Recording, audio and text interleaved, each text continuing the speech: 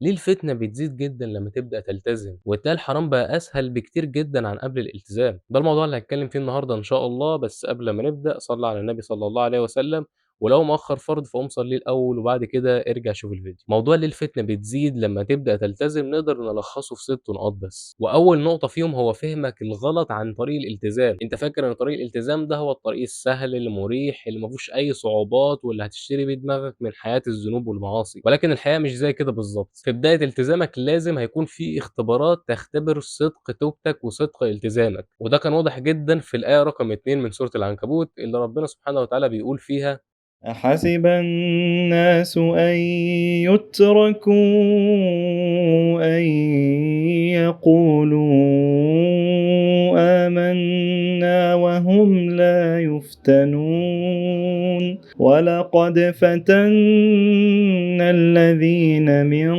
قبلهم فليعلمن الله الذين صدقوا وليعلمن الكاذبين.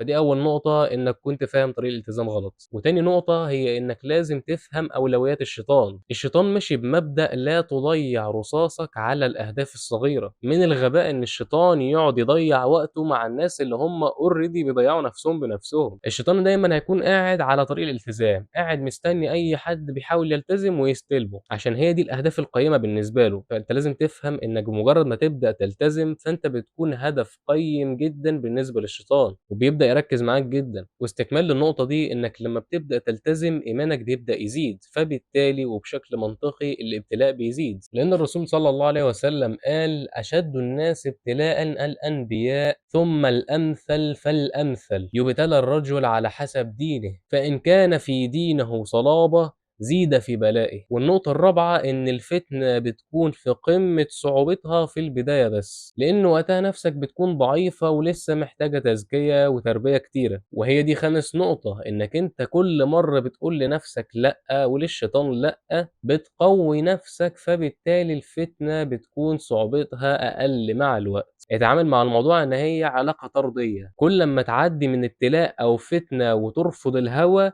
كل أمّا قوتك النفسية ونَفْسك بتتزكّى أكتر. والتزكية لو أنت مش فاهم معناها، فهي ببساطة إنّك أنت بتربّي نَفْسك أو بتطهّرها وتنضّفها يعني. وسادس نقطة إنّك لازم تفضل فاكر إنّك في حرب دايمة مع الشيطان، وإن هو عدوّك الأول والأزلي ليك، والابتلاءات والفتن هتفضل وراك لحد ما تموت، عشان إحنا في دار الاختبار. وإياك تفتكر إن هييجي عليك وقت معيّن مش هيكون فيه فتن ولا أي اختبار، لإن الدنيا اختبار مستمر طول ما أنت عايش، والاختبار ده عمره ما هيتوقّف غير مع خروج آخر نَفَس منّك.